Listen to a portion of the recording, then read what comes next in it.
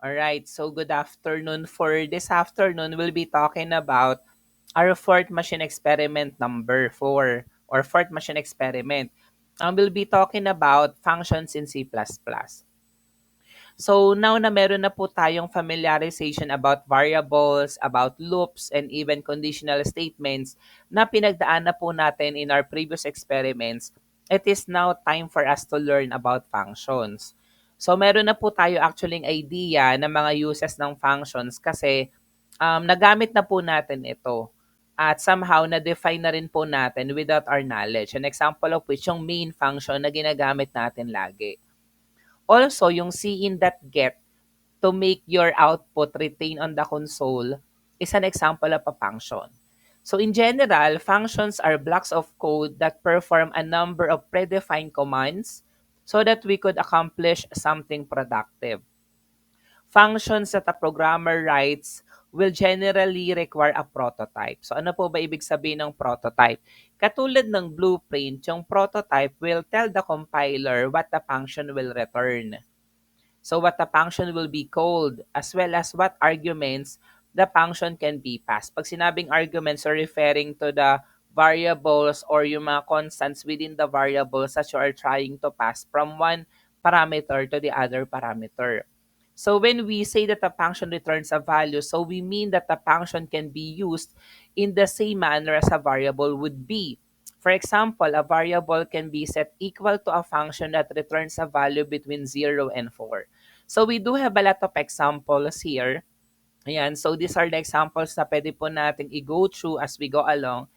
And then may binigay ako dito na actual examples pero i-explain ko sa inyo at i-demonstrate ko sa inyo using yung Dev C++ na. And then after that, so these are the things that we needed to do all throughout the day, yung ating program specification. So let's now proceed to the two examples that I have provided.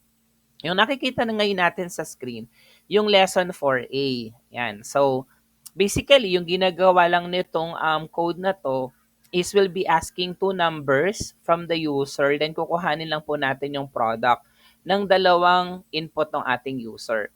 Pero this time, hindi yung typical na ginagawa natin before, but we'll be using a function this time para i-accomplish yung getting ng two numbers to be multiplied. So as you know, kailangan natin ng number include IOStream and then using namespace std. So by default, alam na po natin that we needed this one. Since gagamit po tayo ngayon ng function na hindi pa defined, meaning to say hindi pa siya existing, so you have to define that function. That's why kailangan nating i-declare yung function that we are trying to use. So, dineclare natin, meron tayo ditong function, declaration, or definition sa ibang terminology. So, dineclare po natin, ang data type niya ay int, and then yung pangalan ng function natin ay mult. So, ibig sabihin, we are trying to multiply. So, walang existing na ganang function that will do automatically the multiplication of two input numbers. And then, meron tayong dalawang parameters or variables. So, we have x and y na both dineclare natin siya as integer data type. And then, in-enclose natin, of course, by semicolon para alam natin na this is a function, declaration, or definition. And then, of course, nung na-define na po natin yung function, the most important thing is meron tayong main function. Yung main function natin, sinet lang natin yung kanyang data type as int. So, meaning to say, pwede siyang mag-return ng value na naka-integer. Yung iba kasi kapag hindi magre-return ng value, di ba, naka-void main. And then, inside yung ating main function, meron po tayong dalawang variables na dineclare na data type integer, so we have x and y. And then, mag-show siya sa screen na please input two numbers to be multiplied. And then, scan niya yung input ng user. So, we have x and y. And then, ignore niya lang yung pressing ng enter. So, kapag nangyari na po yun, i-display niya sa screen the product of your numbers is. So, ang tawag dito ay function call. So, tatawagin niya yung function call. Alright? So, yung function call, ito yon. So, tatawagin niya yung function na mult. So, hahanapin niya nasaan yung function na mult. So, makikita niya andito yon. So, ito yung ating function for the multiplier or for the multiplication. So, we have variables x and y. And then, yung output niya, syempre, ibabalik niya yun uli dito. And then, i-display niya sa screen. Then, yung Get to make the output stay on the screen. And then, that's it.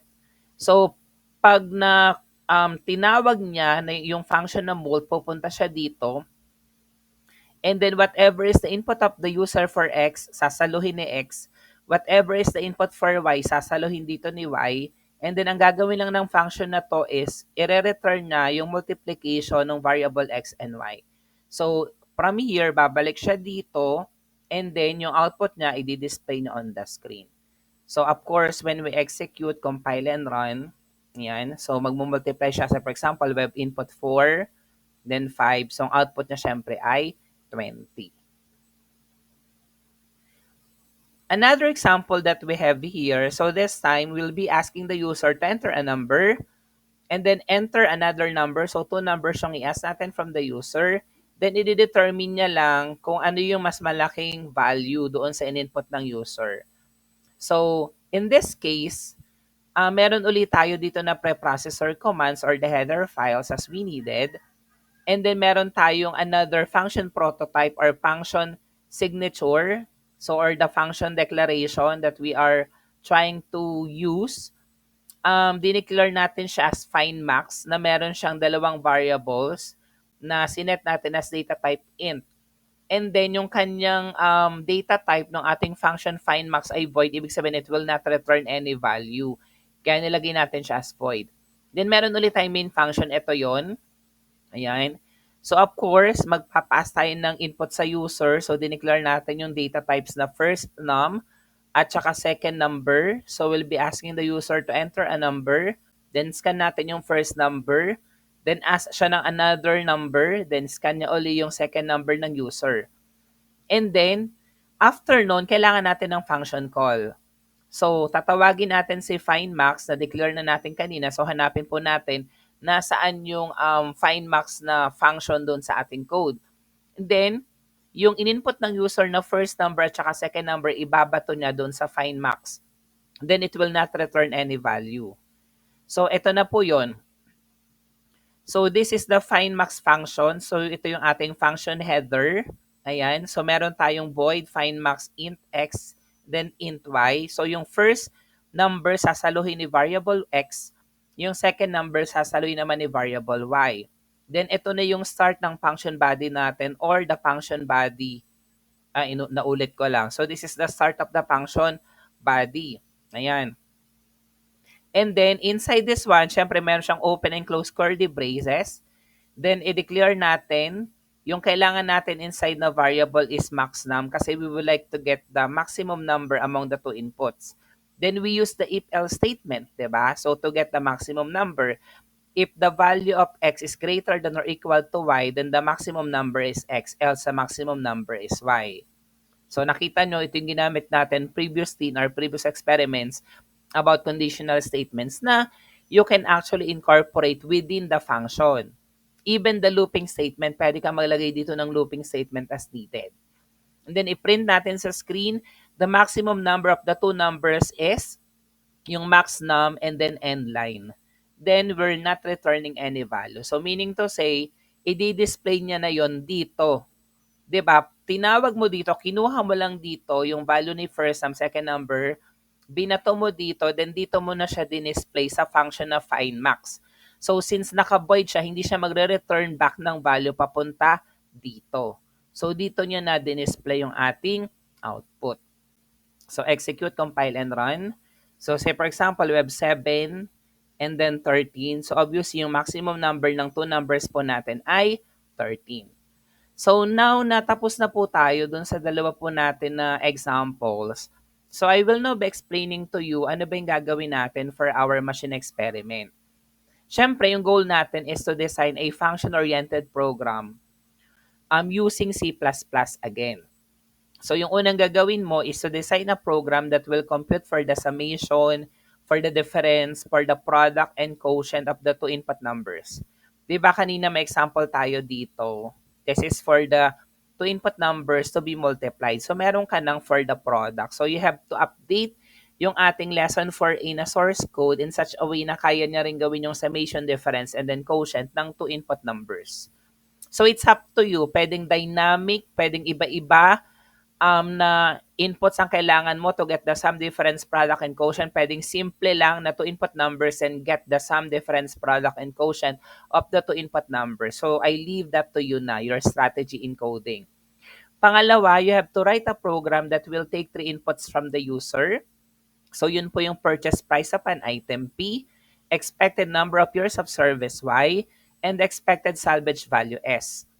Then it would output the yearly depreciation for the item D. So binigay ko na rin yung formula. So you have to use the formula D is equal to P minus S all over Y. And then for your simulation purposes, syempre gumamit po tayo ng values like this one para madali yung counter-checking po natin. You can use for the value of P equal to 250, Y is equal to 5, and S is equal to 50.50. And the answer for D should be 39.9. Again, madali siya pero dapat gawin mo siya na function-oriented type of program. Pangatlo, you have to determine the most economical quantity to be stocked for each product that a manufacturing company has in its inventory. So yung quantity na ito ay tinatawag po natin economic order quantity or the EOQ. Na kinakalculate natin using this formula, EOQ is equal to square root of 2RS all over I, in which yung R po natin is the total yearly production. And then yung atin pong S is the setup cost per order. And yung I po natin is the inventory carrying cost per unit. So binigyan ko rin kayo dito ng problem na isa-substitute na lang po natin to get the desired output. PAM runs a mail order business for gym equipment. The annual demand for the Trico Flexors is 16,000. The annual holding cost per unit is 2.50 US dollars, and the cost to place an order is 50 US dollars. So what is the economic order quantity? So following the formula, EOQ is equal to square root of 2RS all over I. So sa substitute mo lang yung mga given inputs po natin. So we'll be getting 800 units per order. So again, ang gagawin mo dito ay function-oriented program. For the results and discussion, ganun uli, you have to screenshot your source code along with your simulation results. And if you could also put some explanation or comments on the codes that you have created, I would appreciate that. Kasi kailangan tayo as engineers, hindi lang tayo magaling mag-code, pero magaling din tayo on the part of analysis, telling our observations, our differences para ma-indicate mo doon kung paano mo siya inatake yung coding po natin. So that's the most important thing. Alright, so thank you.